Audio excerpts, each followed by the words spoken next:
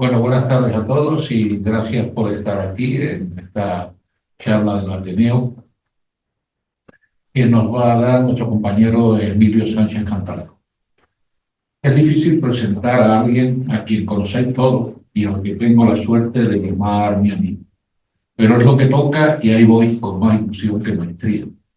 Emilio ha sido profesor de Estadística y Epidemiología de la Escuela de Salud Pública Andalucía. Tengo que utilizar el pasado porque, para desgracia de la escuela y de la salud pública, fue represaliado por la dirección que regía el centro durante la pandemia de COVID-19. Las represalias no dejan de serlo aunque no haya derramamiento de sangre. Matemático por vocación, profesor, médico por afán de conocimiento, logró aunar ambas educaciones hasta convertirse en el excelente docente que muchas profesiones de sanitarios que pasaron por la escuela aún recuerdan con respeto y cariño. Como no hay mal que por bien no venga, Emilio se volcó con el Ateneo. Ha sido vocal responsable de la sección de Ciencia y Sociedad con la anterior Junta Directiva y actualmente ocupa el cargo de vicetesorero con la presidencia actual. Quienes lo conozcáis, no creo que podáis discutirme que Emilio es culto, sensible, solidario y elegantemente luchador. La charla de hoy, titulada Integridad en la investigación científica, más que dar título a esta conferencia, define el conferenciante. Como quieran. Vale.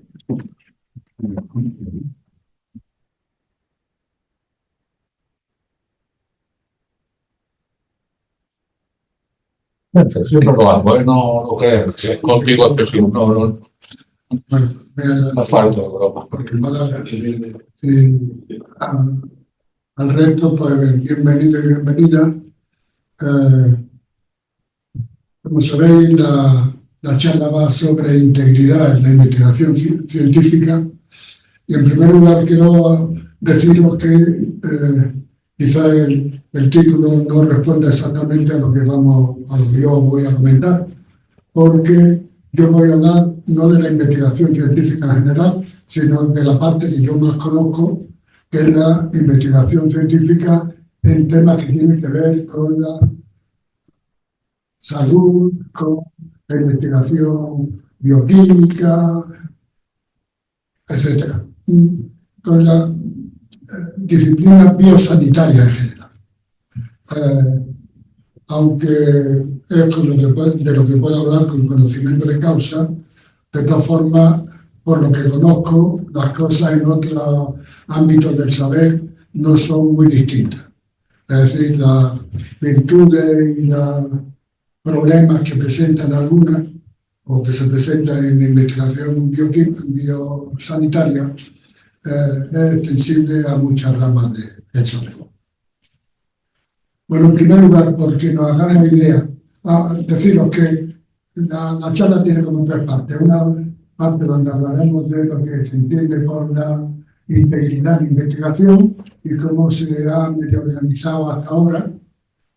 En una segunda parte que hablaremos de lo que son las malas prácticas, que como veréis en el ámbito académico tiene un significado diferente al que puede ser el significado popular. Y por último os comentaré algunas de las propuestas que hay al objeto de remediar la situación que ya avanzó, que es un poco preocupante.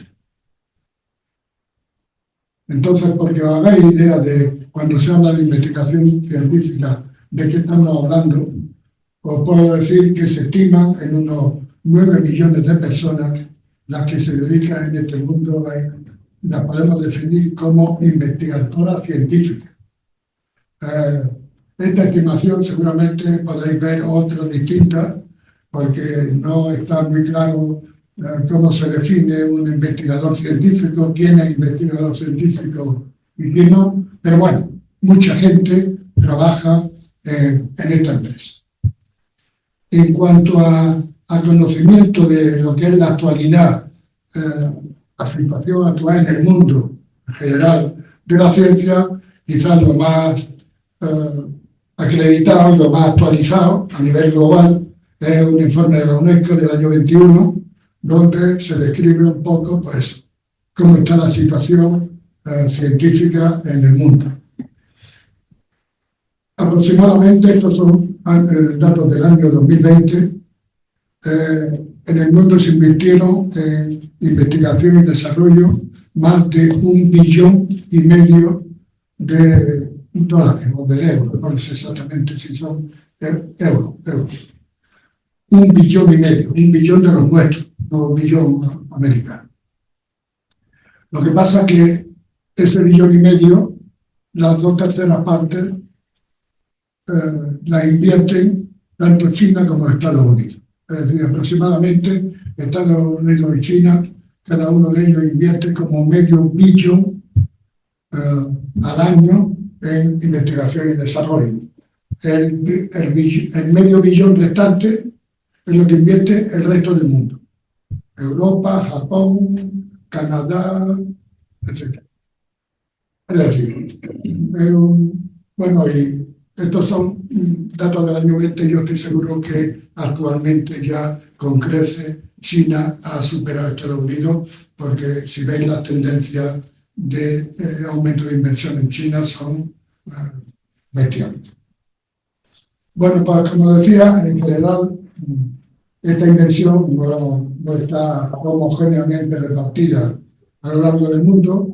Deciros que el 93% de esta inversión está también en manos del grupo G20, es decir, de los países más ricos del mundo. Y, por otra parte, que más del 80% de los países invierten menos de un 1% de su Producto Interior Bruto en investigación. En cuanto a España, la verdad que después de una época mala que hubo, me refiero a poca inversión, o mejor dicho, a menos inversión, los últimos datos de 2023 se dice que se han invertido más de 22.000 millones de euros en investigación científica. Eso representa aproximadamente un 1,5% del Producto Interior Bruto. Es decir, eso más o menos, quizás algo más, es lo que nos va a prestar parece futuro plan de inversión en defensa. Y aquí en España se estima que hay alrededor de unas 175.000 personas trabajando en investigación, de las que aproximadamente el 40% son mujeres. Es decir, en investigación hay mucha gente y mucho dinero. Cuando se habla de investigación, normalmente siempre se piensa, claro, en el investigador, pero el mundo de la investigación es más amplio que los puros investigadores e investigadoras. También se contempla las instituciones donde esta gente trabaja, ya sea la universidad, institutos de investigación. También tienen que ver con los temas de investigación las agencias financiadoras, tanto públicas como privadas. Un tema que ya veréis que es apasionante es el tema de las publicaciones científicas. El mundo de la publicación científica es algo raro. Y por último, también tienen que ver, y tiene un papel muy importante en la investigación, son las llamadas agencias de evaluación. Es decir, la agencia que le dice a un investigador si su trabajo ha sido bueno, no ha sido bueno, y en función de eso se desarrolla más o menos rápidamente el futuro profesional del investigador.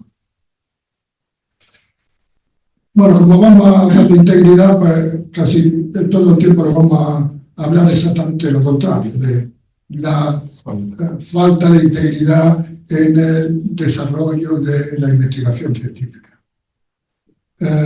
Leyendo cosas de aquí, pues me he encontrado que parece ser, Emilio, tú lo puedes saber mejor que yo, que Ptolomeo tiene, bueno, aparte de que fue un grandísimo científico, astrónomo y tal, escribió un libro que tuvo vigencia más de 1000 años, es decir, pero que parece que tiene el dudoso honor de ser el primer plagiador que esté certificado. Es decir, parece que su... No, Parece ser que en su tratado astronómico copió cosas de un astrónomo dos siglos anterior a él, un tal Hiparco de Creta, y parece que se ha demostrado que los cielos esos son los que se veían desde Creta y no desde donde... Bueno, en definitiva, que es una historia muy antigua. A Lavoisier también, el fundador de la química moderna, también se le atribuyen algunos desvíos en ese sentido con otros físicos contemporáneos. Pero bueno, el tema de la falta de integridad en la investigación empieza a tomar importancia a principios de los años 80. Alrededor de esos años se produjeron algunos casos de malas prácticas que trascendió de la academia, del ámbito puramente académico, al público en general. Es decir, los periódicos se hicieron eco de esta historia.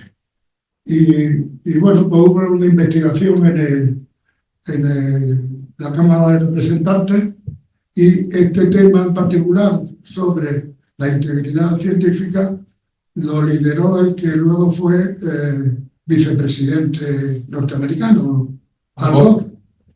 Él fue el que llegó e impulsó todo este movimiento, y a mediados, o a principios de los 90, se publicó un documento muy importante que tiene el título de Ciencia Responsable, donde por primera vez en el mundo se establece un poco y se formaliza el estudio sobre la integridad en la investigación científica.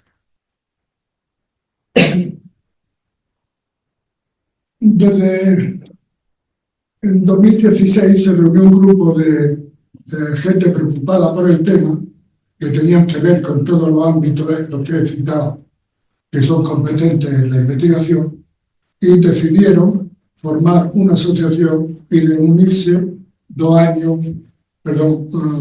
una vez cada 2 años en cualquier ciudad del mundo. La primera fue en Lisboa, en Portugal, y la segunda fue en Singapur. Entonces, en Singapur, el producto de esa conferencia internacional fue lo que se conoce con el nombre de la Declaración de Singapur, que fue un intento de definir más o menos precisamente lo que se entiende por integridad. ¿Me puede dar un...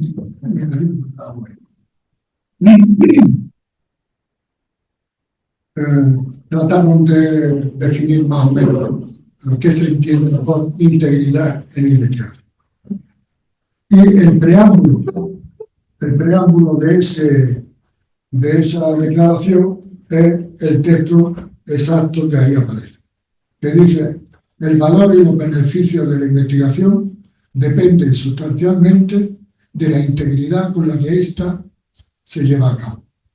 Aunque existen diferencias entre países y entre disciplinas en el modo de organizar y llevar a cabo las investigaciones, existen también principios y responsabilidades profesionales que son fundamentales para la integridad en la investigación donde sea que ésta se realice.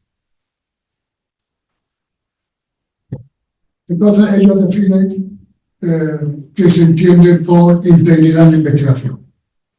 Esta es la definición de esa declaración, pero podéis encontrar muchas en los distintos organismos que ahora os voy a comentar que existen, que tienen que ver con la integridad.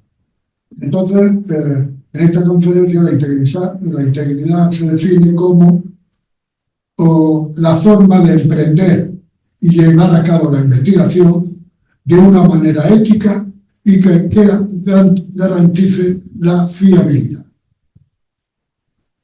Esa es un poco la definición, que luego veréis que puede sufrir algunos cambios según el punto de vista de algunos. Pero sea cual sea la definición que se adopte, lo que sí siempre se está de acuerdo es que la integridad científica está sujeta, por una parte, por unos valores y por otra parte por unos principios o por una práctica que es lo que se conoce con el nombre de buenas prácticas en investigación. Entonces, en cuanto a los valores, casi todo el mundo, la Declaración de Singapur contempla 4 valores. Yo aquí la que he recogido, o la que voy a comentar más,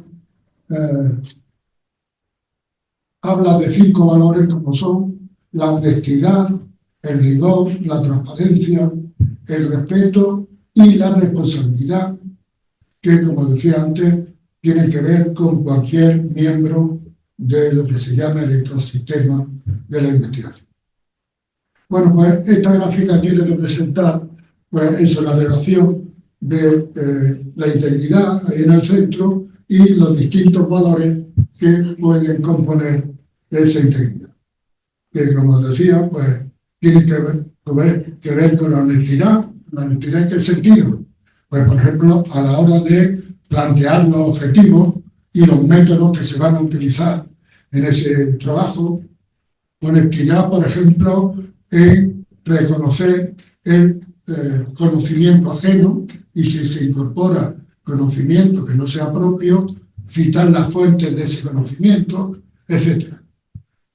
En rigor, pues, seguir las buenas prácticas, utilizar la metodología más apropiada, no cualquier metodología, aunque parezca un poco raro, decir que las conclusiones tengan que ver con los resultados del estudio, que hay muchas veces en que no tiene nada que ver una cosa con otra. En cuanto a transparencia, pues una cosa muy importante en la investigación científica, en particular en investigación biosanitaria y más en particular en investigación que tiene que ver con evaluación de tratamientos o tecnologías médicas, es muy importante el tema del conflicto de intereses. Luego comentaremos lo que tiene algo acerca de esta historia, pero deciros, bueno, porque hay veces que hay problemas con los intereses de los investigadores y de quien pueda financiar la investigación. El respeto también es otro componente importante de la investigación, el respeto especialmente a lo que se conoce en el nombre de los sujetos de la investigación, que en el mundo que vamos a comentar, en muchas situaciones son individuos, personas. Pero ya sean personas, sean animales, existen unas normas que hay que respetar a la hora de utilizar esos sujetos y, por supuesto, el tema de la autoría de los estudios. Y por último, los investigadores también tienen que ser conscientes de la necesidad que tienen de rendir cuentas de lo que hacen. Al fin y al cabo, una parte muy importante de la investigación clínica o biosanitaria se financia con dinero público. Por tanto, sería muy deseable que los investigadores dieran cuenta de esa historia. Y por último, también velar porque se cumpla en el ámbito del trabajo que haya un ambiente de integridad. Entonces, como veis, la integridad pues supone cumplir ciertas reglas y códigos, que es lo que se entiende por buenas prácticas y que están aceptadas por toda la comunidad científica. Evidentemente, violaciones a la integridad en la investigación es lo peor que le pueda pasar a la ciencia. Es decir, porque una vez que se pierde el prestigio, es muy difícil recuperarlo. El prestigio se puede perder muy rápidamente, pero recuperarlo es complicado. Y el prestigio social, pero también el prestigio político, financiero, etc. Es decir, que es muy importante velar por la integridad. La definición que yo decía antes hablaba de comportamiento ético. Y hay gente que diferencia lo que es propiamente la integridad y lo que es la ética de la investigación. Y proponen que deberíamos entender por integridad llevar a cabo el proceso de investigación desde el punto de vista del mismo proceso. Sin embargo, la ética sería la parte que tiene que ver más con los sujetos de estudio, las implicaciones que puedan tener la investigación en los enfermos que participan en un ensayo clínico, por ejemplo. De eso se ocuparía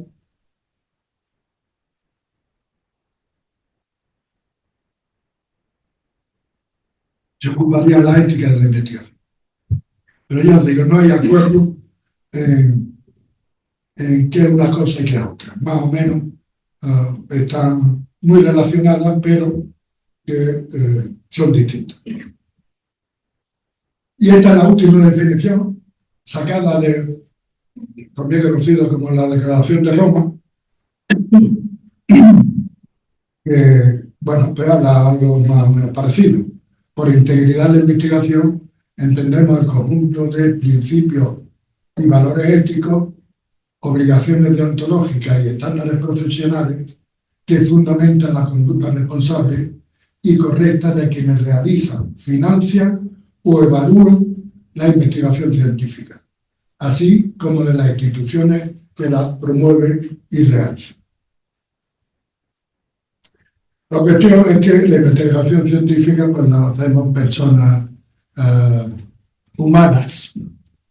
Y bueno, pues las personas algunas veces no hacemos a cabo y algunas veces hacemos las cosas más pues a sabiendas de que lo vamos a saber, de lo que hacemos mal. Entonces, bueno, pues es posible que no siempre se produzca una investigación con arreglo a las buenas prácticas. Y hay bastantes razones que llevan a los investigadores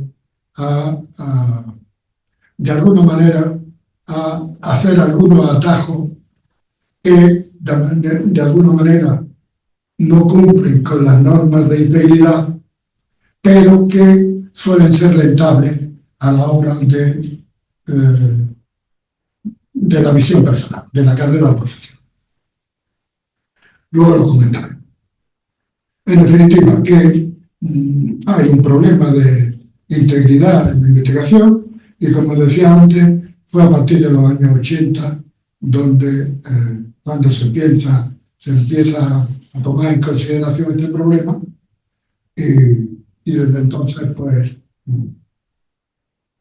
se conoce mucho más.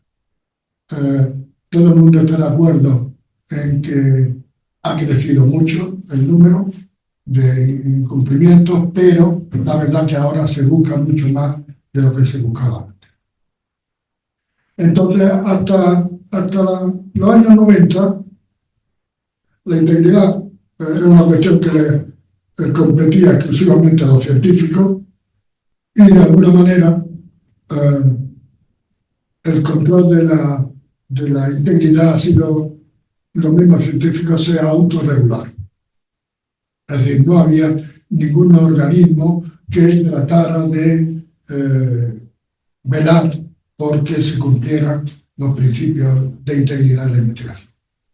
Fue en los años 92 cuando se creó en Estados Unidos la Oficina de Investigación de Integridad en la Investigación, la OII, conocida así por su sigla en inglés. La OII es un organismo que depende de lo que aquí llamaríamos el Ministerio de Salud, en particular de los Institutos Nacionales de Salud, y se dedica a velar por la integridad en investigación. De esta oficina salió el documento que antes hablábamos de la ciencia responsable para, de alguna manera, promocionar esta investigación. Bueno, pues aunque lleva muy poco tiempo, ya la oficina esta ya ha notado el efecto del cambio en la política norteamericana. Aquí os enseño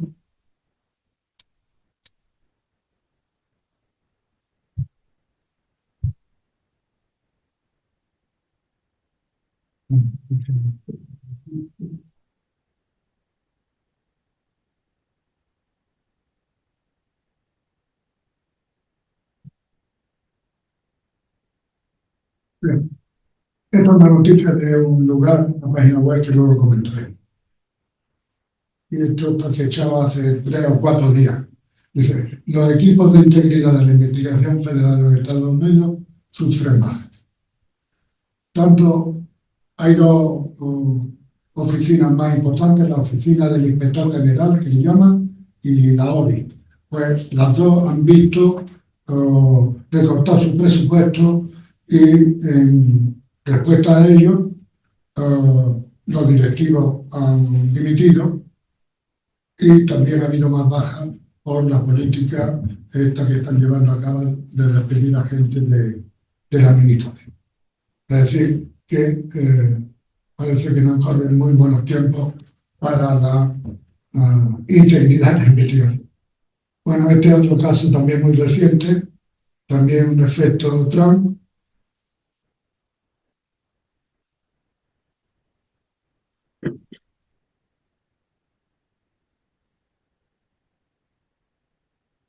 Columbia es una de las universidades más prestigiosas norteamericanas, pues ha tenido que dimitir la rectora también por presiones de la administración de Trump, o acusándola de haber permitido algunas manifestaciones pro-palestinas en el campus, como quiera que la administración dijo de retener los 400 millones que le dan de subvención, que es aproximadamente el 20% de su presupuesto. La rectora aceptó las condiciones de Trump, que era, entre otras cosas, nombrar una policía dentro del campus para vigilar los posibles movimientos de imponer un vicerrector y prohibir que los alumnos vayan por el campus con mascarilla. Es decir, una situación complicada.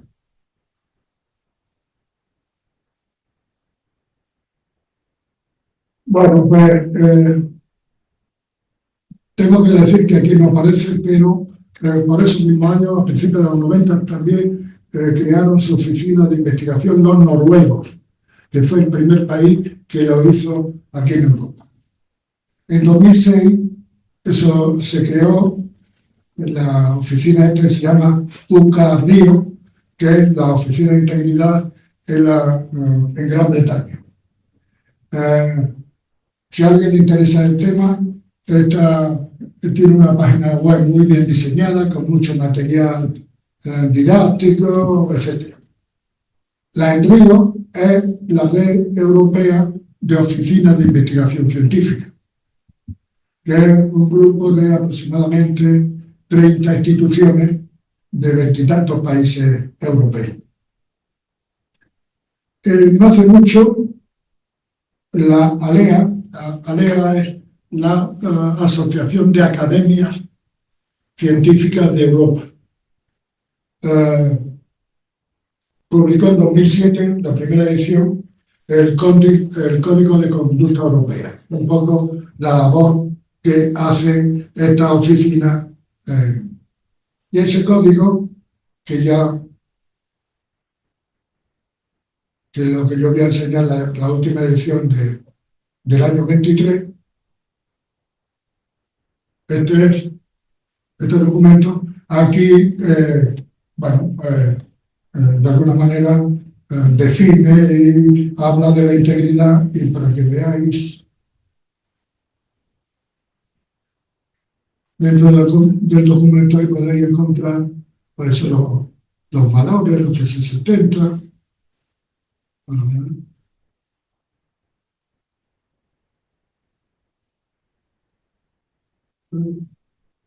La fiabilidad, honestidad, respeto, etcétera. Y luego, pues, una serie de lo que aquí llaman buenas prácticas de investigación.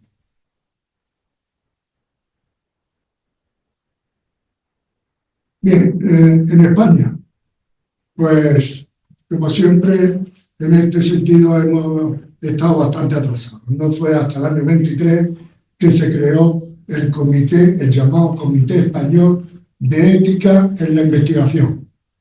Entonces, no sé por qué le han llamado de esta manera, porque normalmente se le suele llamar Oficina de Integridad, pero aquí le llamaron de esta manera. Y es un órgano, como ahí pone, un órgano colegiado, independiente, pero de carácter consultivo. Es decir, no tiene ninguna capacidad sancionadora ante ningún caso. Puede hacer recomendaciones, algo así como el defensor del pueblo. Entonces, está estructurado en una oficina de integridad propiamente dicha y en una Comisión Nacional de Ética, y la verdad que hasta ahora, que yo sepa, por lo que yo lo conozco, no ha sido muy productivo. Tan solo hasta ahora han editado un informe sobre autoría y filiación. Los motivos de publicar el informe lo daréis por qué. También un informe sobre recomendaciones éticas en la investigación de inteligencia artificial, y lo más conocido es un informe que hicieron sobre un caso que ha habido, que me imagino que habréis seguido por la prensa, un caso que ha habido en la Universidad de Salamanca del actual rector, está acusado de malas prácticas. De todas formas sigue siendo el rector, y pues pidieron al Comité Español de Ética de Investigación, pidió al Ministerio un informe sobre el caso. Pero ya os digo, no tiene ninguna competencia. Los catalanes en 2017 montaron su oficina de investigación, de integridad de investigación, y en general todas las instituciones académicas y de investigación todas tienen su código de conducta. Tanto la UGR como el CSIC tienen su código de conducta para tratar casos en que las cosas se salgan de la norma.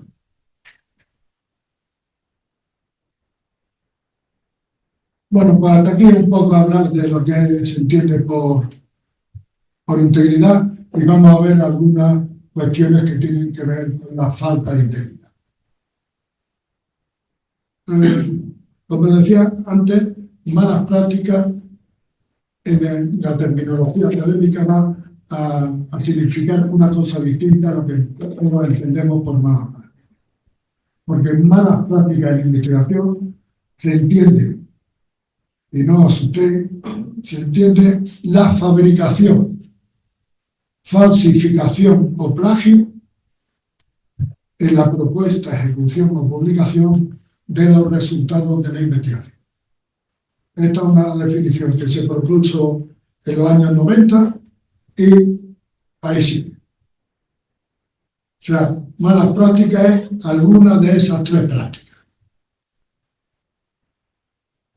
Como podéis imaginar, eso de la fabricación, ¿qué es? Pues fabricarse, dicho más claramente, inventarse datos o resultados.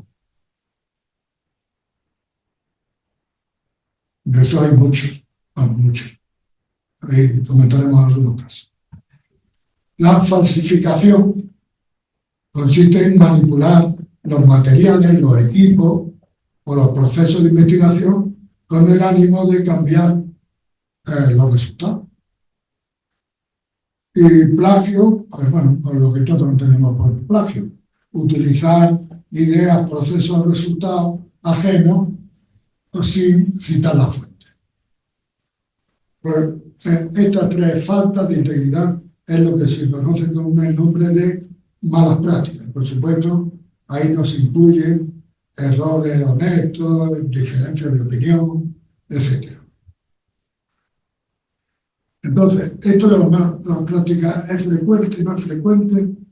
¿Cuánto de frecuente es? Bueno, pues la verdad que es una cuestión que no es fácil de medir, no es fácil de conocer. Entre otras cosas porque hasta ahora lo que se ha hecho para conocer la magnitud del problema es pedirle a los investigadores si ellos realizan o no malas prácticas. Es decir, que lo que estamos midiendo no es lo que se hace, sino lo que los investigadores declaran que hacen. Que, como veréis, hay indicios racionales de que no coinciden.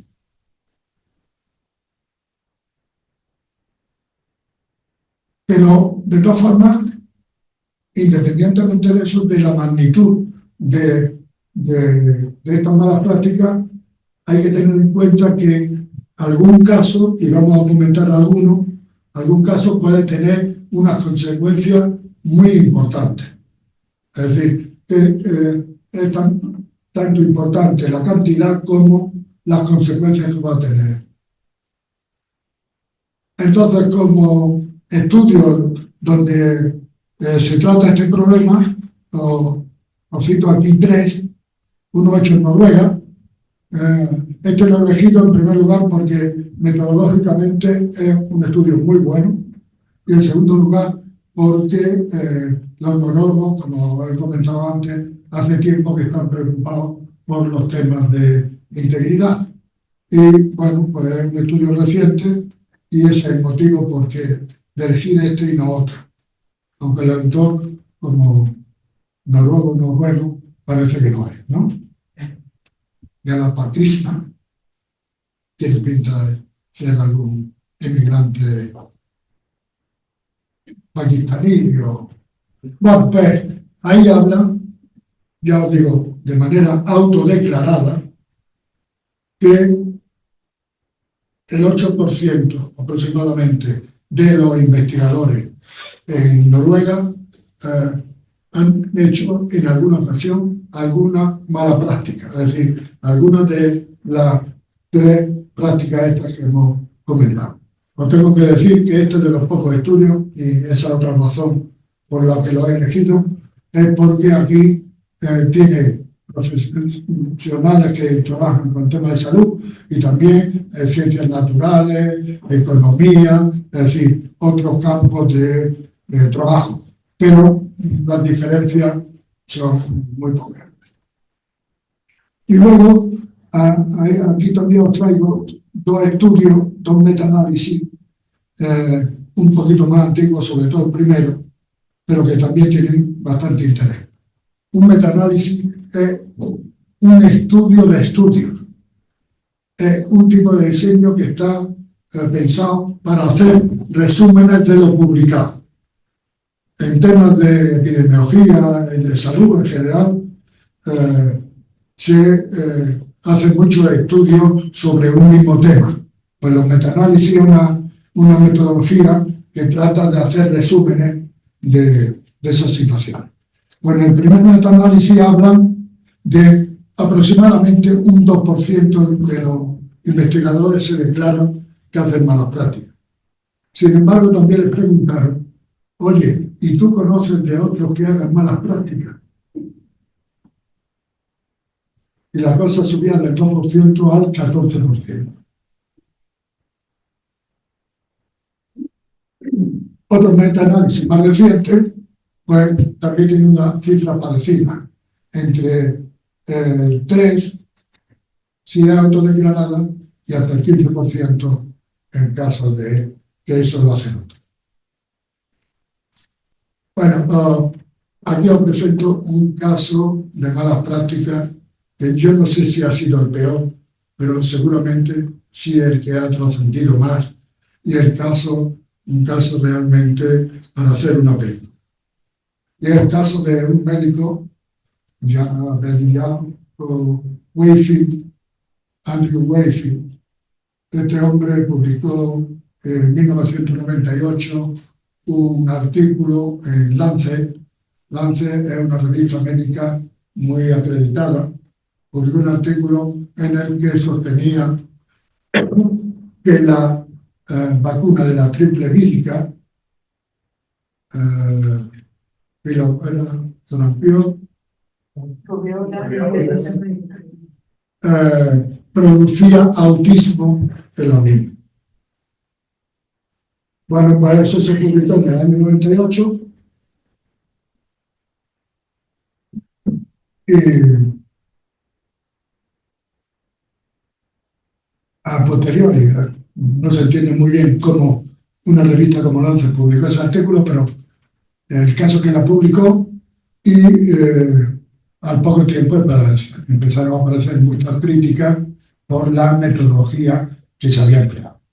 En primer lugar, era un estudio de una muestra muy pequeña, tan solo eran 12 niños, los datos eran muy poco fiables, es decir, había mucha sospecha pero el estudio tuvo mucha publicidad y los grupos antivacunas pues utilizaron esta historia para hacerse propaganda.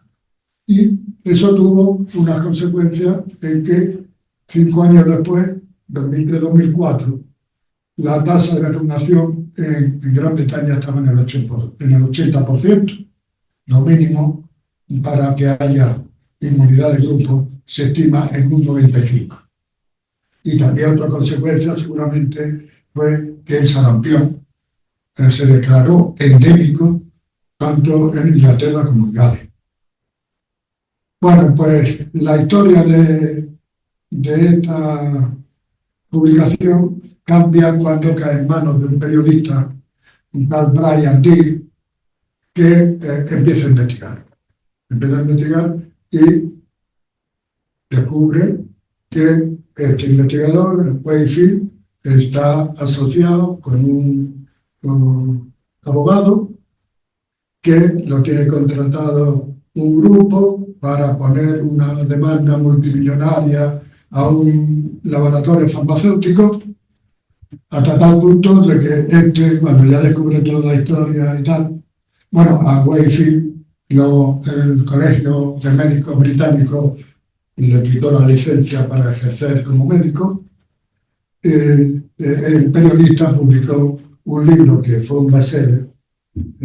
Yo creo que no está traducido al castellano. Un libro que se titula El hombre que engañó al mundo. Bueno, pues este es uno de los casos graves de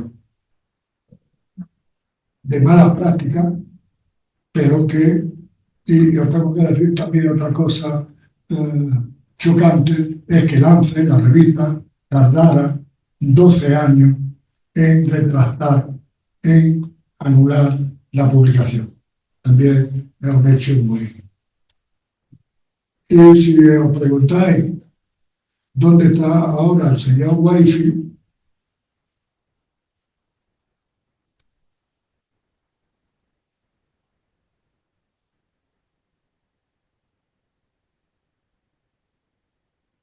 esto es un artículo del día 31 de enero de este año. El doctor que engañó al mundo.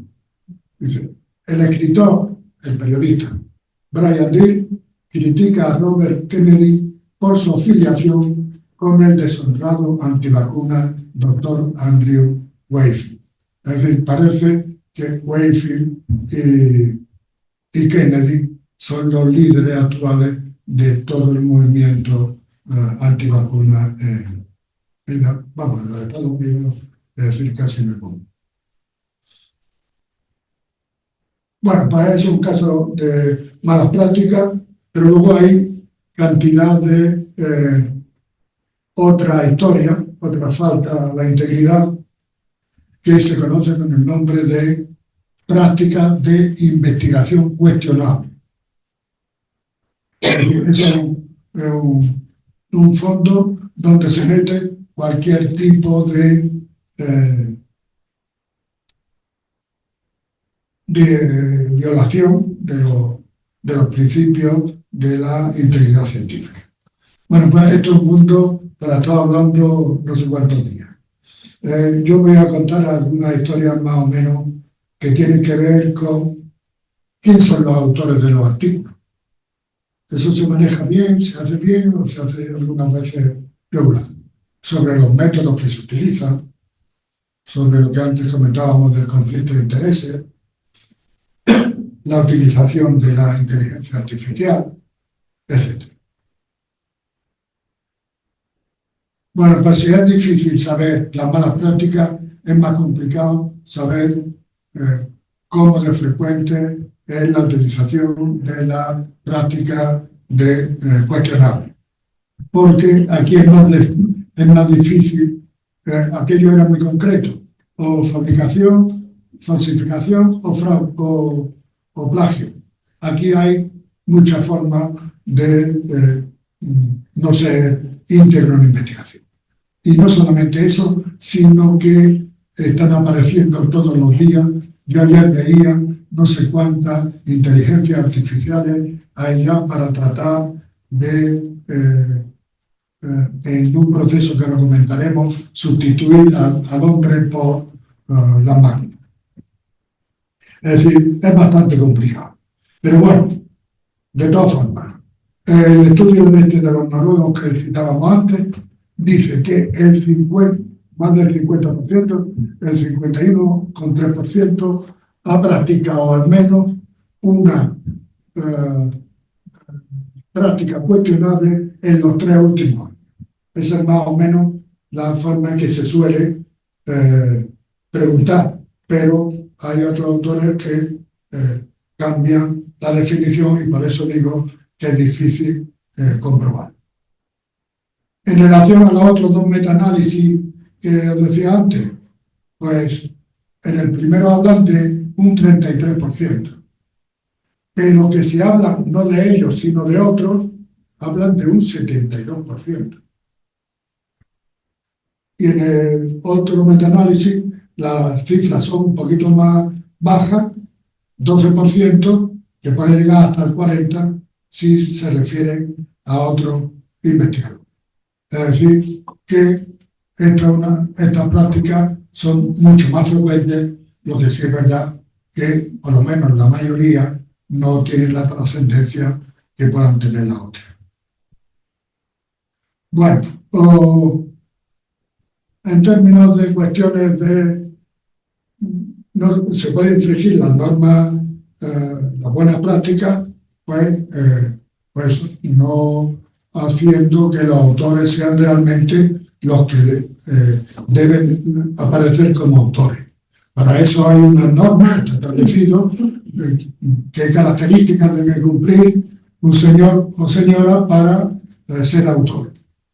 Bueno, pues los americanos les gusta poner el nombre a todo, pues hay cantidad de situaciones que ya tienen nombre propio, ¿no? Por ejemplo, la autoría de autoridad.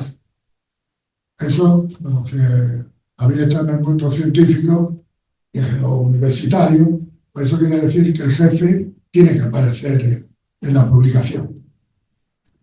O la autoría fantasma, que es ha buscado un negro que ha hecho un trabajo y luego no aparece. Como todos sabéis, la investigación científica ahora ha pegado un cambio bestial en todos los sentidos.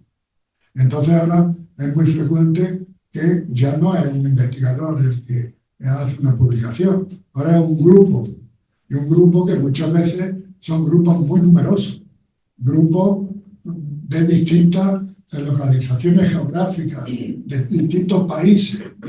En resumen, que ahora se hacen estudios muy grandes.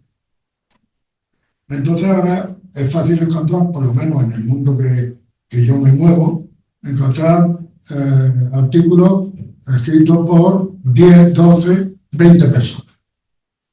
Eso no es raro. Yo, en mi conocimiento, el récord está en una revista, que ahora mismo no recuerdo su nombre, que publicó un estudio sobre el COVID en el que aparecían 15.025 autores. Es decir, como veis, el concepto de autoría, los 15.025 no pueden haber leído críticamente el estudio, haber contribuido, etc. Bien, pero ya lo más alucinante de estos últimos años en temas de autoría es lo que se llama la existencia de lo que se llama las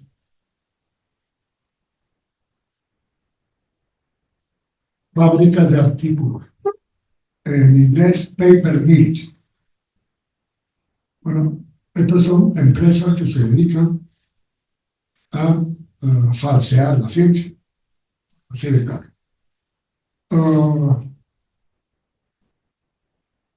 Son empresas que construyen artículos falsos, ficticios, y los ofrecen en el mercado por si alguien los quiere comprar y aparecer como autor.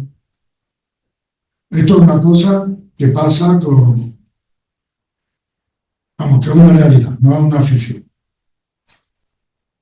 Principalmente hasta ahora, esa fábrica está localizada en China, en Rusia, en Irán, pero son muy potentes y con un crecimiento vertiginoso. Porque os dar una idea, Wiley es una de las editoras, de las editoriales más importantes del mundo, una editorial americana. Bueno, pues hizo un estudio sobre los artículos que ella recibía, sobre 10.000 artículos que recibe Wiley mensualmente por término medio, aproximadamente entre un 13 y un 17% de los estudios provienen de fábricas de estudios.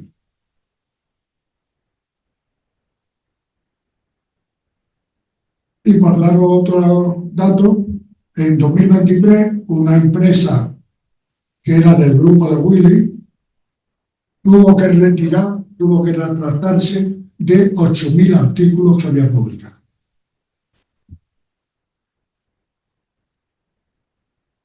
La fábrica de artículos no solamente fabrican artículos, hacen distintos tipos de trabajo. Hay casos en que tú le das tus datos y ellos lo analizan, no sé cómo lo analizarán, pero que hacen artículos y los precios, por lo que yo he visto, porque esto es algo que aparece en la prensa y es posible que alguno de vosotros haya recibido, los precios andan entre 1.600 y 26.000 dólares un artículo. Evidentemente, estas fábricas entran de acuerdo con algunas editoriales para publicar más, en fin.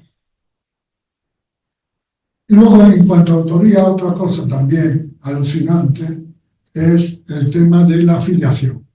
En todo artículo científico aparece el autor o autores y la afiliación, es decir, dónde trabaja esa gente. Ahora hay un mercado que parece que ya está en sus horas bajas, pero ha sido bastante floreciente, y es el mercado de algunas universidades de países ricos, por ejemplo, Arabia Saudita, en que compran a científicos extranjeros. Comprar a científicos extranjeros quiere decir que yo te doy un dinero si tú dices que, además de la Universidad de Granada, también trabaja en la Universidad Saúl, de no sé qué, no sé cuál. Eso se han dado varios casos y aquí os puedo enseñar uno que fue publicado en la prensa.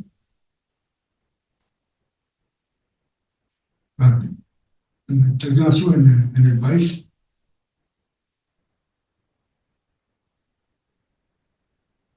Decenas de científicos más citados del mundo dejan de declarar falsamente que trabajaban en Arabia Saudita. Es decir, o sea, si dejan de de declarar es que han estado declarados. Algunos científicos españoles también estaban metidos en ese sector.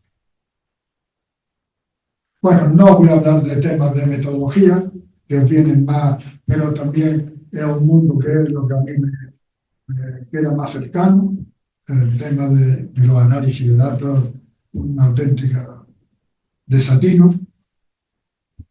Y sí merece la pena hablar algo del tema del conflicto de interés. Por eso se dice que hay conflicto de intereses cuando un investigador, aparte del interés científico de la investigación, que se supone conocer la verdad, tiene otros intereses que pudieran influir en la decisión que él pudiera tomar acerca de la investigación en la que participa.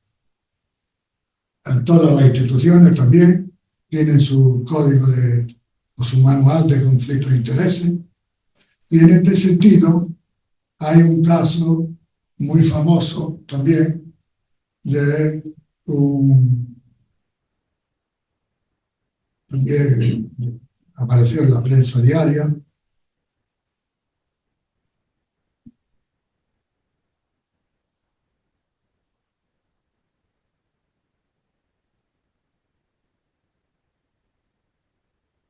el caso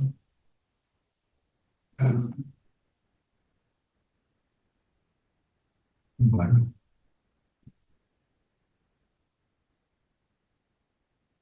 caso Baselga. Baselga fue un oncólogo catalán, un tipo listísimo. Con 50 años era el director médico de uno de los hospitales más importantes de Nueva York. Anteriormente había sido director médico del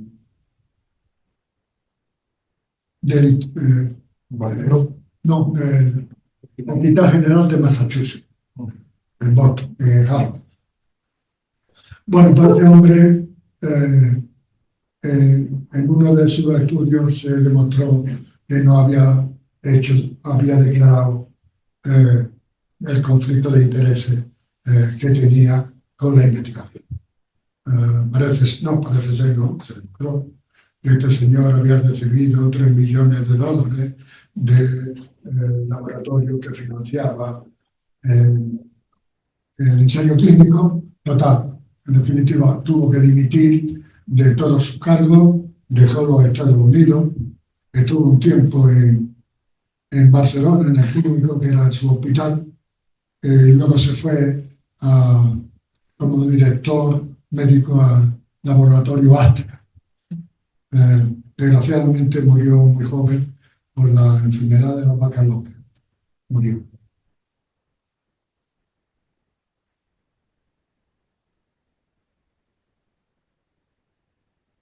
Bueno, el tema de los intereses está científicamente demostrado que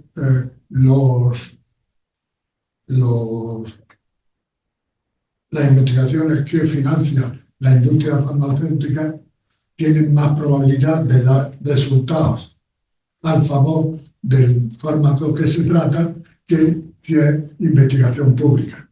Es decir, que parece que ahí también hay... ¿qué hora es?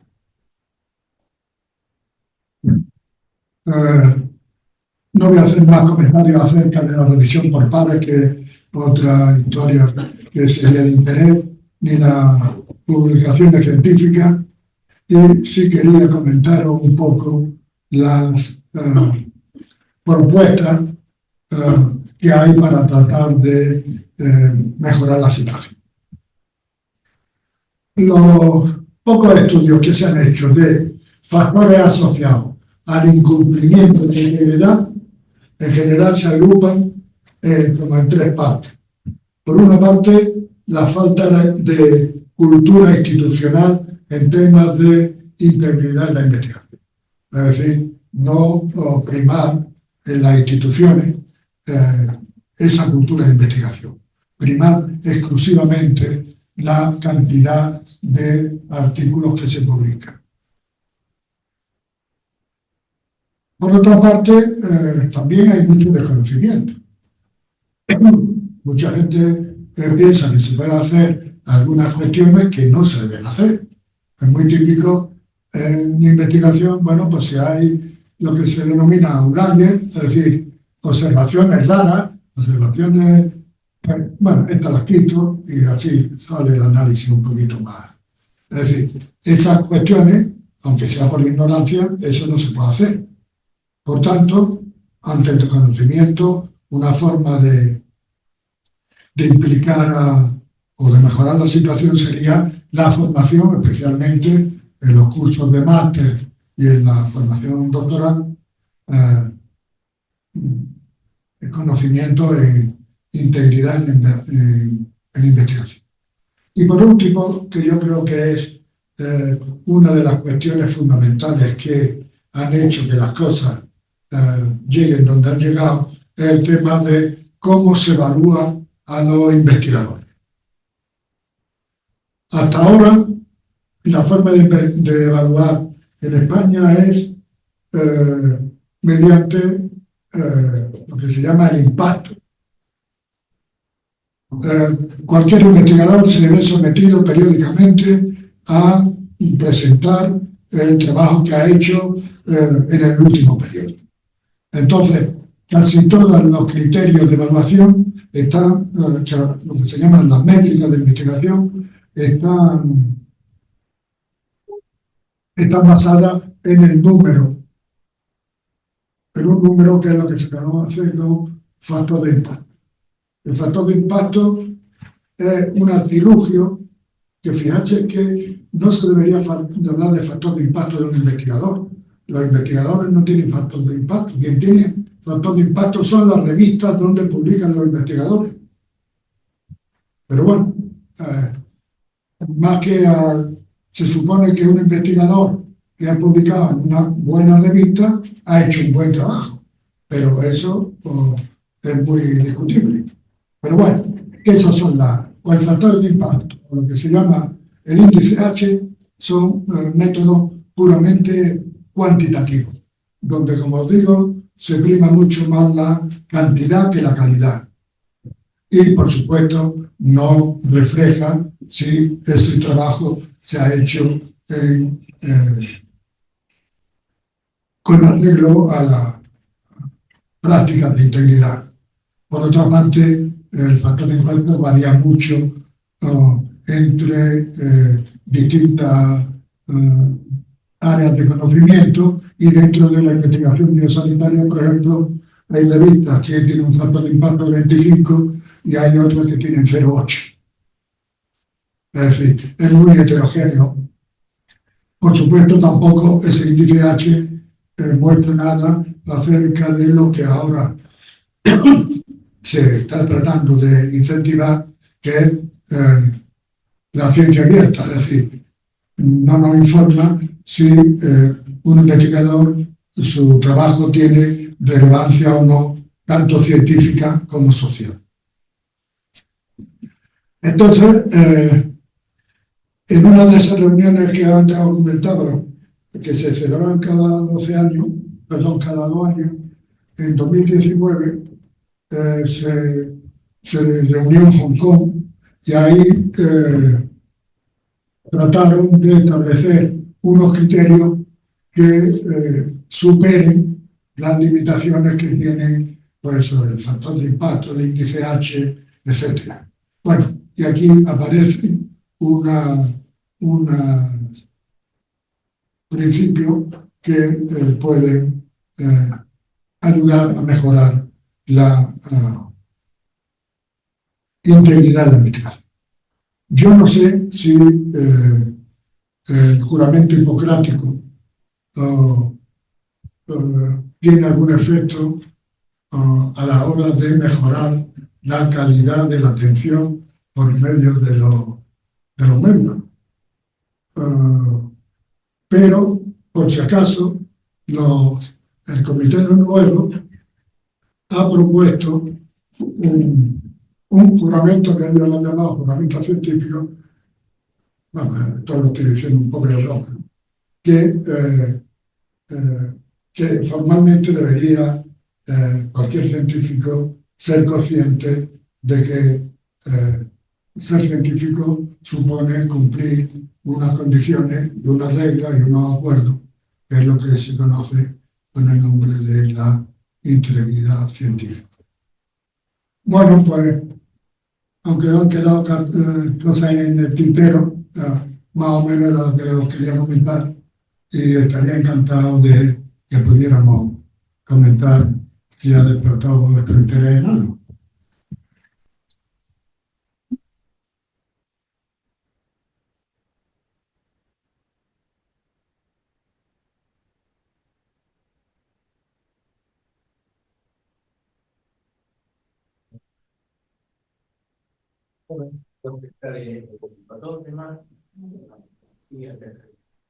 Somos absolutamente. Sí, digo, sobre todo relacionado con el tema de la metodología en estadística y tal, en la investigación, ¿no? O en médica, ¿no?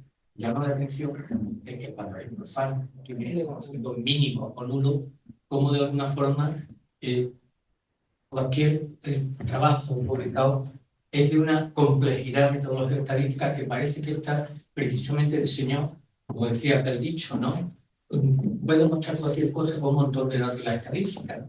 Como los trabajadores, es imposible tú leer un artículo, incluso yo creo que si dedicamos un poquito a trabajar a investigación, y es incomprensible. Incomprensible cuál es la metodología, sobre todo estadística, que se emplea, porque es de una complejidad tal que da la impresión que no es que detrás de eso haya un afán de que sea realmente exacto, sino que demuestra lo que yo quiero. A veces da esa impresión, ¿no? Y cuando no, luego se hace lo que dice análisis post-hoc, creo que se llaman, sí, sobre datos parciales de lo que hemos publicado, para al final llegar a concluir que lo que yo quería mostrar casi es verdad, ¿no? Y yo creo que eso es un problema, ¿no? Porque sobre todo yo creo en la industria farmacéutica, detrás de eso hay el que una determinada cosa salga y estamos hablando de millones de inversión, ¿no? No sé qué opinas tú al respecto, que nos puedes aclarar. Sí. Bueno, el tema de las malas prácticas en cuanto a metodología, que es un poco lo que te refieres, que no hemos comentado nada, pero hay mil historias. Y sí, hay mucha... Hombre, en los ensayos clínicos es más complicado. Los ensayos clínicos es un tipo de estudio, se llama ensayo clínico un tipo de estudio donde lo que se trata de ver es la eficacia o eficiencia de un medicamento o de un tratamiento en general. Entonces esos estudios son bastante más rigurosos y se exige pues la publicación de los protocolos y cosas de ese tipo. Pero lo que no son estudios, lo que no son ensayos clínicos, desde que el investigador recibe la financiación y empieza el trabajo hasta que lo publica, ahí es un agujero negro. En general se conoce muy poco. La ciencia abierta, por lo que está, es por número 3. Usted tiene que presentar cualquier tipo de estudio, un protocolo. Tiene que mostrar los datos. Tiene que mostrar el código, cómo lo ha analizado. Es decir, es la única forma que tenemos para luchar contra esas cosas. Por otra parte, en las publicaciones científicas, por lo menos en la parte que yo conozco, hay mucha falta de metodólogos. Y por tanto, es fácil encontrarse que cualquiera con un ordenador y como el software ahora es tan accesible, pues puede hacer algunas cosas que están mal hechas. Eso es así. Yo voy a hacer un comentario y ya después si quiere opinamos. La primera parte de su intervención, todos esos elementos, si yo los cogiera cada uno de esos elementos, los metiera dentro de un saco, para saber qué tiene dentro del saco, por fuera pondría en letras mayúsculas dogmatismo. fundamentalismo, cientificismo, falsedad, manipulación. Entonces, cuando yo hubiera saco, dentro estaría todo eso que ha dicho usted al principio. Creo, vamos, yo lo he entendido de esa forma. Eso por una parte. Y después, usted me merece un respeto y una admiración de hace mucho tiempo, extraordinaria, pero me parece que respecto al doctor Barkerfield, ¿Perdón? el doctor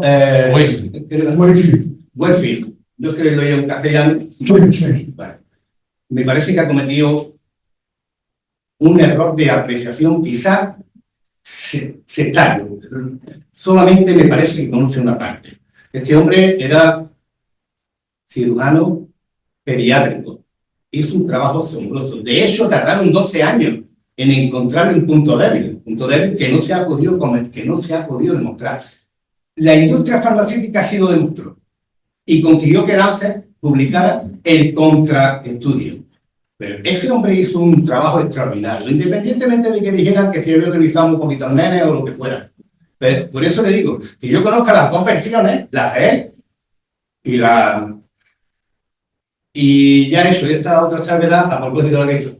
Este señor, todos los estudios que salen, independientemente de que estén bien confeccionados, estén legalmente realizados, todo eso, una vez que se aprueba, pasa a formar parte de lo que es evidencia científica.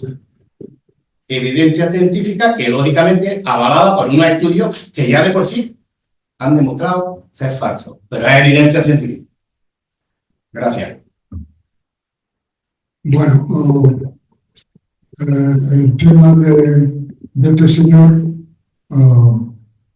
yo he escrito hechos, es decir, eso es lo que ocurrió. Es decir, este señor, Lancet, retractó el artículo. 12 años después. Sí, no, pero que eso ya he dicho yo que es raro.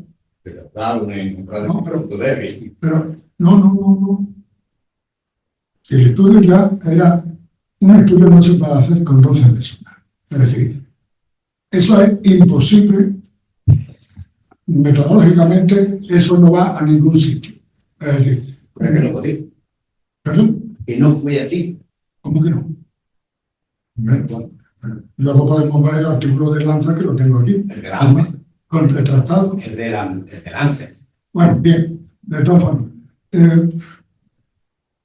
El tema de los artículos que se publican y luego se retratan, desgraciadamente, alguna parte, aunque se retraten, hay artículos que una vez retratados se siguen citando. Es decir, desgraciadamente es así, pero formalmente cuando se hace, por ejemplo, la colaboración Cochrane, cuando hace estudios de metaanálisis, esos estudios evidentemente no van a lo que se conoce como las buenas prácticas médicas ni cosas de ese tipo. Cochrane, en su origen, tenía un prestigio asombroso. Sí, y últimamente lo está perdiendo. Claro. Sí, correcto. Sin problema. Y la primera parte es que no he entendido bien. Bueno, la primera parte es un comentario que respecto a que lo que ha dicho de todos los elementos que configuran la evidencia, el sistema, el científico, lo pongo científico, que si lo metiéramos dentro de una bolsa, por fuera, para saber qué hay dentro de la bolsa, pues podríamos todo eso. Dogmatismo, etc. Un comentario. Por respecto a lo que usted dice, el científico, yo noto un cierto grado de comentario despectivo, ¿no? Respecto, digamos, al papel de la... No lo notas, he intentado que sea. Bueno, efectivamente. Entonces, digamos, lo que vengo a decir es un tema, por ejemplo, tal como este, a pesar de todos esos problemas que se han hablado, y tiene mucha razón, en cualquier actividad humana, en la ciencia, o sea, cualquier cosa, existe el dogmatismo, existe la avaricia, existe la falta de honestidad por muchísimas razones. Es decir, el ser humano, seguimos siendo seres humanos. Hay una cosa, hay hechos verdaderamente claros. O sea, En el año 1900, la vida media en este país era la esperanza de vida de alrededor de los 40 años y ahora estamos en los 82. Ahí evidentemente no están solamente los factores médicos, pero sí han jugado un papel muy importante desde cualquier punto de vista. Por ejemplo, higiénico, por ejemplo, en todo eso.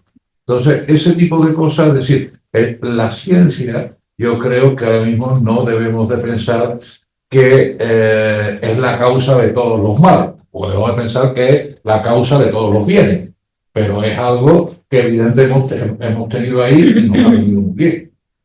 Bueno, ya termino, ya no meto nada más. Porque todo eso que hemos dicho de que se puede meter dentro de un saco, en definitiva, es biomedicina, que al final repercute y pertenece a nuestro organismo.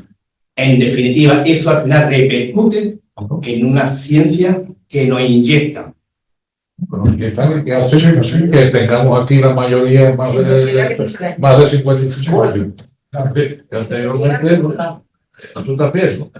Me refiero que eso yo creo que también fue un papel. Ya no. ¿Quién iba? Ante todo, muchísimas gracias por la charla, por la conferencia, porque me parece muy interesante, el tema es muy cercano y he aprendido cosas, y es el mayor elogio que le puedo decir, cosas que no sabía. En particular, por citar algo, lo de los paper mills, bueno, la fábrica de artículos y tal, y eso no sabía tanto, y me ha encantado escuchar y aprender. Y ahora ya, un par de comentarios.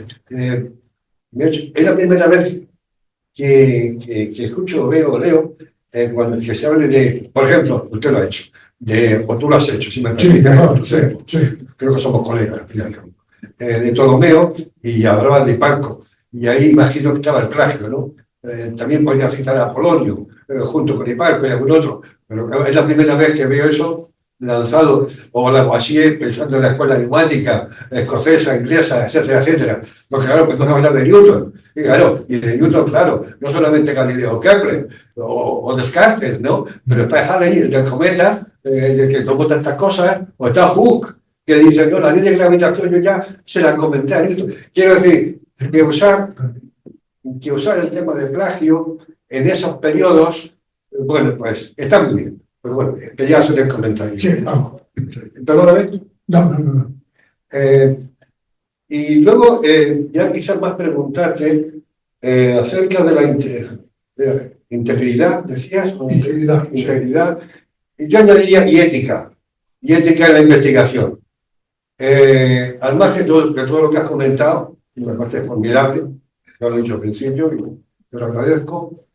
El tema económico y el tema político. Porque la investigación, como sabes también, mucho mejor que yo, es una producción humana, es un producto humano que se desarrolla en una sociedad que tiene unos valores y unas prioridades políticas, económicas, filosóficas, religiosas y un largo etcétera. Entonces, la investigación y la ciencia no son neutrales, nunca, ni casuales, nunca. Y alguien puede decir, un investigador, investigadora, no, yo lo que hago no tiene nada que ver con la economía ni con la ciencia. No, es falso. Porque para empezar, ¿a ti quién te financia? Si es una empresa, no digamos. No, eso es institución pública, es el ministerio de turno en España, por ejemplo, o es la Unión Europea, vale. Y te financia, ¿en qué temas? Temas que están dentro de lo que se llaman programas marco. Programas marco, que están fuera, cuando van a financiar. Tiene que estar dentro de programas marco. ¿Quién define estos programas marco? Personas influidas por la política y la economía. Esto es así, son cuestiones de hecho, las que estoy diciendo. Y ahí, si uno se va a la historia, y no quiero extender por Dios, pues hay temas como el tabaco, hay temas como los pesticidas, hay temas como antibióticos que tienen que ver con temas de salud, en donde intervienen montones de factores económicos y políticos, subrayo las palabras políticos, o la creación de ignorancia en tales temas porque interesa esta ignorancia coyuntural, interesa o medias verdades o desinformación. Bueno, no me entiendo, pero simplemente tu opinión sobre, hablando de ética e integridad, hablar de cuestiones de tipo económico y político, al margen de lo metodológico, etcétera, etcétera, que se ha explicado muy bien, y estoy de acuerdo completamente. Pero era apuntar este otro aspecto. Espero no haberme entendido demasiado, No. ¿cierto? No, vamos, estoy totalmente de acuerdo. La cuestión es que, evidentemente, se investiga en lo que la fuente de financiación decide que se investigue. De todas formas, eso, la ciencia abierta trata de superar esto un poco a través de la ciencia ciudadana. Es decir, una forma en que la sociedad participe activamente en el proceso de investigación. Pero no ya en el proceso, sino en qué se investiga. No hemos tenido tiempo, allí iba a hablar de las nuevas formas de evaluar a los investigadores que tuvieran que ver con temas de ciencia abierta. Por ejemplo, en Noruega tiene lo que le llaman la estrategia de investigación orientada al paciente en temas médicos. El paciente decide, no el paciente, los pacientes proponen en qué se debe investigar. De la enfermedad del acné, el otro día estuve viendo el caso del acné, ¿no? Pues hay grupos de pacientes y se dedican a priorizar en qué se debe investigar. Y, evidentemente, la función social de la ciencia y la intervención, mucha más intervención por parte de la ciudadanía en temas de investigación, eso es fundamental. Sí, porque si no, Roca. Sí, muchísimas gracias por la conferencia. Hace unos años, hace ya tiempo, en la revista Nature se publicó un artículo en el que se correlacionaba la corrupción política de los países con el nivel científico de esos países. Y teniendo en cuenta las relaciones que se producían, claro está, había una clara correlación entre corrupción política y bajo nivel científico de los países. ¿Tú crees que eso sigue siendo cierto hoy? Que donde hay más corrupción política, normalmente hay también más corrupción científica, hay también más incumplimiento del código ético que todo investigador tiene que tener. Eso por un lado. Y por otro lado, ¿no te parece que en gran parte todos estos fenómenos de corrupción que estamos viendo y de malas prácticas tienen mucho que ver con la desaparición de los maestros? Con los maestros, los maestros que enseñaban a todos los niveles, a escuela primaria, secundaria, universidad. El papel de los maestros en la universidad, ¿no te parece que ahora han desaparecido los maestros y ahora lo que hay son directores?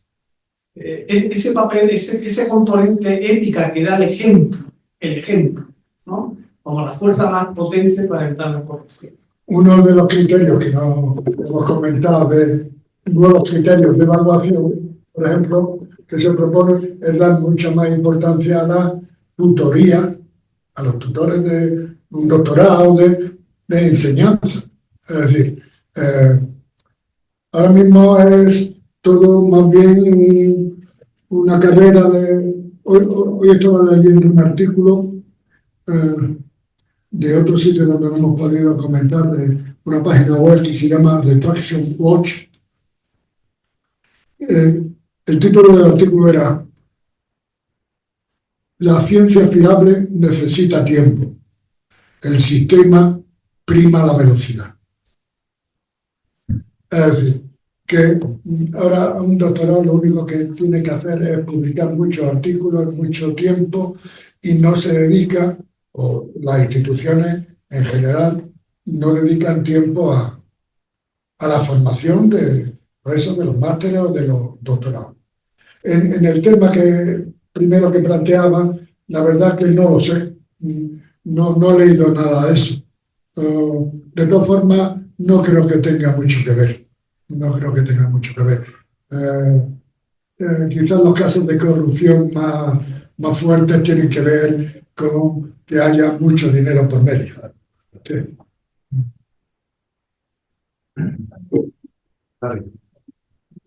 Muchas gracias, Elvino, por la charla, que es muy interesante. Y yo creo que ha tocado temas que han sido claves. Hay una cosa que has dicho, y es que las cosas en investigación han cambiado muchísimo, especialmente la investigación biomédica, ¿no? Que era de que estaba referido. Y efectivamente ha sido así. Yo quisiera hablar un poquito en ese aspecto. En el siglo XX, de donde venimos la mayoría de los que estamos aquí, la investigación tenía unas reglas muy claras. Y la validación, por tanto, en buena medida, la integridad del trabajo, se demostraba como se demuestra el movimiento andando. Es decir, si un resultado no podía ser replicado por otro autor, pues entonces decía, pues a mí no me sale lo que tú has dicho. Y si eso lo repetían 15, pues ese resultado resultaba inválido porque nadie podía reproducir los resultados. Un estudio que se criticaba. Por otra parte, los investigadores debían su prestigio a haber publicado sus resultados. Por tanto, cuando tú hacías una investigación, pues te dabas patada en el culo para presentarlo y publicarlo en la mejor revista que pudiera. Esas reglas del juego yo creo que han funcionado muy bien. Concretamente en bioquímica, que es lo que yo más cercano estoy, funcionaron magistralmente. Y la bioquímica dio un vuelco espectacular. Pasó de la Edad Media al siglo XXI, a lo largo de este siglo XX, pasó de una forma meteórica. El problema empieza a surgir a finales del siglo XX, cuando de pronto, en particular te hablo de bioquímica y de genómica, la investigación se encarece hasta unos límites insospechados. En física ha pasado lo mismo, hay máquinas que hay que comprar entre varios países, que ya ni siquiera un país tiene capacidad para soportar eso. Y entonces ocurre una cosa, ocurre que quien tiene los dineros apuesta y empieza a privatizarse la investigación. Cuando empieza a privatizarse la investigación hay una disonancia entre objetivos, ¿verdad?, y beneficios. Porque en este caso ya no se trata del bien público, se trata de los beneficios de una empresa que apuesta y espera obtener unos beneficios de esa inversión. Y eso se ha ido agravando. Y ha tenido dos resultantes. La primera es el oscurantismo. Esos resultados que eran públicos porque a ti te interesaba que fueran públicos, porque te iban a validar tus compañeros, ahí iba tu prestigio, de pronto se convierten en patentes. Es decir, hay ya un ocultismo, un oscurantismo impuesto por quien ha puesto el dinero, que son fundamentalmente las grandes empresas privadas, las multinacionales y demás. Y ese es un aspecto. Y luego el otro aspecto es la contaminación. Hay todavía, pienso, diferencias entre unos campos científicos y otros. Quiero decirte que el zoólogo que está midiendo el tamaño de las truchas, pues bueno, está midiendo el tamaño de las truchas. Es decir, no tiene ninguna presión mediática ni ninguna presión por parte de los políticos o de la economía. Sin embargo, hay otras ciencias, y las biomédicas me temo que están en todo el ojo del huracán, que están muy, ¿cómo diría yo?, contaminadas. Contaminadas, porque decía Pedro antes, por la política, también por la economía. Esas ciencias contaminadas, si encima, como pasa con nuestras ciencias blandas, tienen resultados que inherentemente son de mala calidad, pues llevan a eso, a lo que está ocurriendo.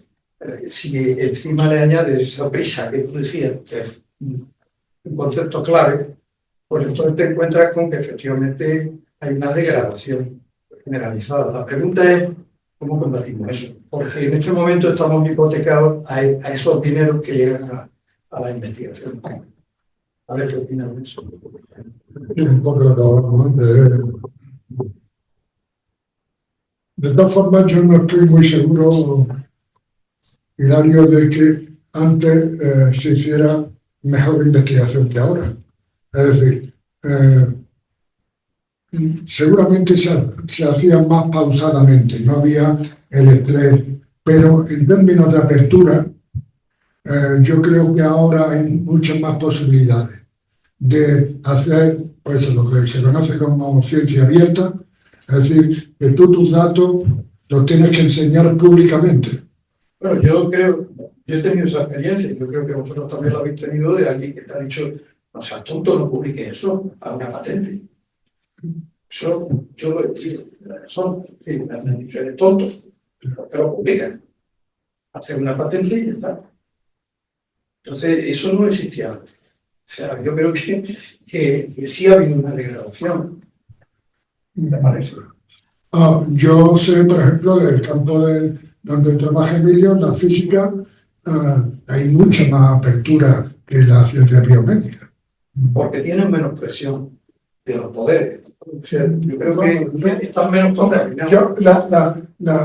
La industria de salud, perdón, las publicaciones en salud pública en general no tienen ninguna presión y están sometidas a la misma historia de que si no publican en revistas de alto impacto, pues, es decir, yo creo que hay mucho más presión institucional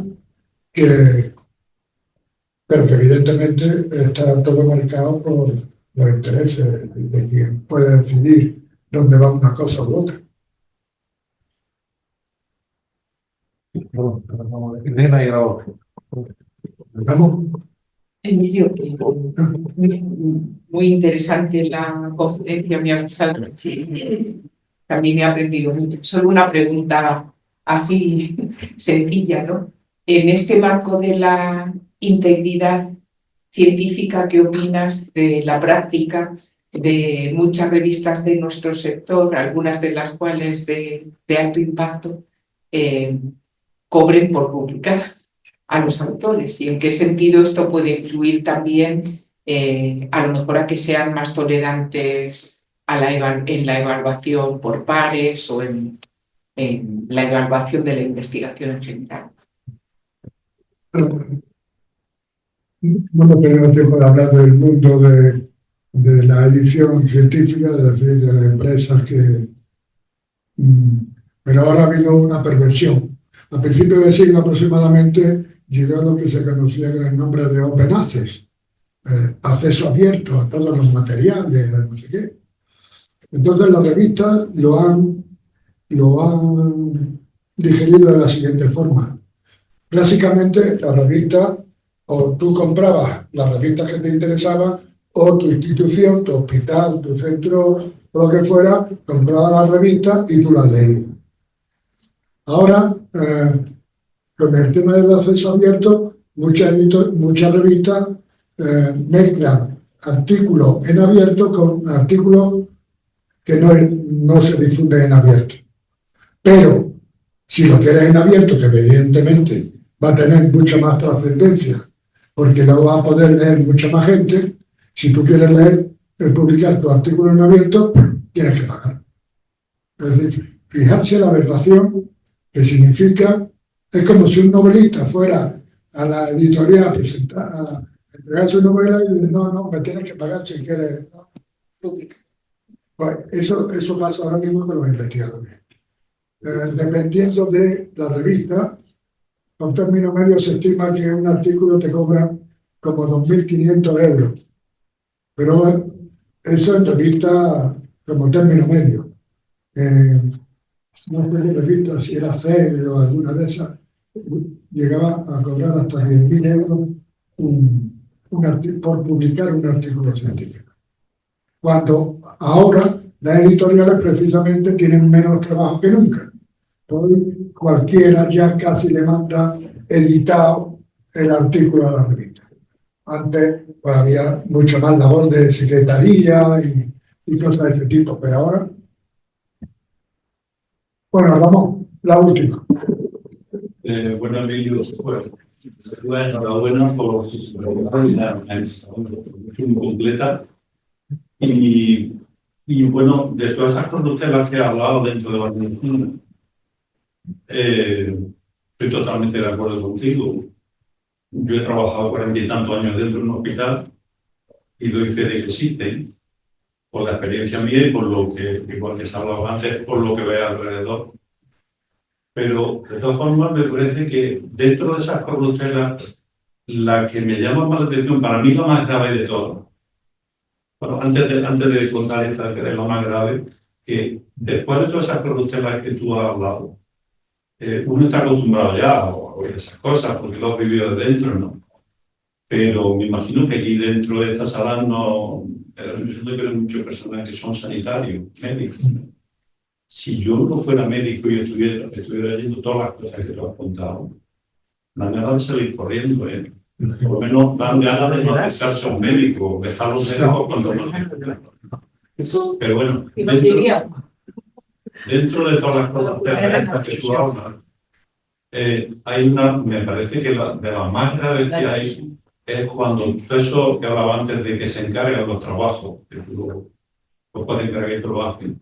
Pero para mí la más grave es cuando el trabajo lo hace una empresa o un laboratorio. ¿Perdón? Una empresa farmacéutica, Sí. una empresa que vende cualquier material. Elabora el trabajo. Pero esa empresa no puede publicar ese trabajo como autora de esa misma empresa porque ya no es tan fiable. Entonces, en este caso, tú lo sabes, esa empresa o farmacéutica o de cualquier otro material, de lo que sea, lo que se hace es buscarse un tope de esa materia, de esa especialidad, y le paga porque aparezca su nombre en ese como autor de ese trabajo. Me parece que eso es lo más denigrante que puede hacer una persona, ¿no? Prestarse a poner su nombre a un estudio que lo ha elaborado una empresa. Por supuesto que si la elaborado esa empresa no puede ir en contra de los propios intereses que tienen. Y luego, y no, para terminar, ya termino. También quería hacer un comentario con lo que tú has comentado antes sobre el roque, ¿no? Has comentado antes sobre los maestros, que ya no hay maestros. En medicina, yo lo de los maestros no le doy tanta importancia. A ver, hay dos ramas en la medicina. Una rama de la medicina que se habla de la medicina basada en la evidencia, y otra rama, hay otra gente que no piensa que la evidencia sea tan importante en la medicina y piensa que la medicina se tiene que basar en la experiencia. Pero eso tiene la experiencia, se supone, de gente pues, que son más antiguos que unos, tienen más experiencia, llevan más años trabajando en esa materia y por tanto pues, habría que seguir un poco la experiencia de esa persona.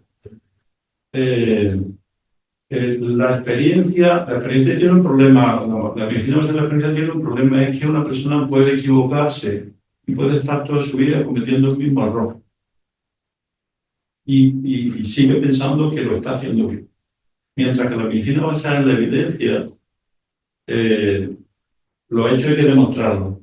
No vale que una persona, porque se haya pasado toda la vida, porque sea un catedrático con mucha fama en cualquier una ciudad o en un hospital, y haga cualquier afirmación, pues que eso lo pie juntillas. Para eso existe la ciencia, y la ciencia sirve, como decía antes Emilio, pues, sobre todo los ensayos clínicos son los que nos van a decir, otro tipo de investigaciones de ese tipo son los que nos van a decir si esto sirve o no sirve. Las cosas hay que demostrarlas. No vale quitando la experiencia. Bueno, ¿algunos puntos más? Yo creo que Bueno, yo ante todo quisiera que no vayáis con la idea de que en la investigación científica todo es mentira, todo son corruptelas, ni muchísimo menos. Lo que sí es verdad que hay un problema y cada día preocupa más ese problema. Y como cada día hay menos control, ahora mismo se han creado una serie de editoriales científicas. Una de ellas se llama MDPI, que son auténticos peligros para el mundo de la ciencia. Y esas cosas hay que tajarlas. Y esta gente se ha dado cuenta de que como los investigadores pagan por publicar, pues vamos a empezar a poner revistas y esas cosas, por el interés de la ciencia en sí, hay que atajarlas. Entonces, ¿cómo actúan estas revistas? Pues en vez de pasar una revisión científica de los artículos, pues las revisiones son mucho más laxas. En vez de tardar 6 meses, que me puede tardar una buena revista, pues en 20 días te publico yo el artículo. Hasta tal punto de que hay una revista que se llama la Revista Internacional de Investigación Ambiental y Salud Pública, que popularmente se la conoce como la revista donde han publicado muchos españoles, y a esa revista, a algunos españoles de esos, se les conoce como los catedráticos MDPI, es decir, gente que ha publicado mucho en alguna revista que han sido más o menos laxas. Y otra historia que también sí quiero hacer una crítica seria a los llamados rankings de instituciones, rankings de las universidades. Todos los días tenemos en la prensa noticias acerca de si la UGR está entre las no sé cuántas mejores o tal investigador. En general, esos rankings, detrás de esos rankings también hay mucha historia poco confesable, en muchos casos.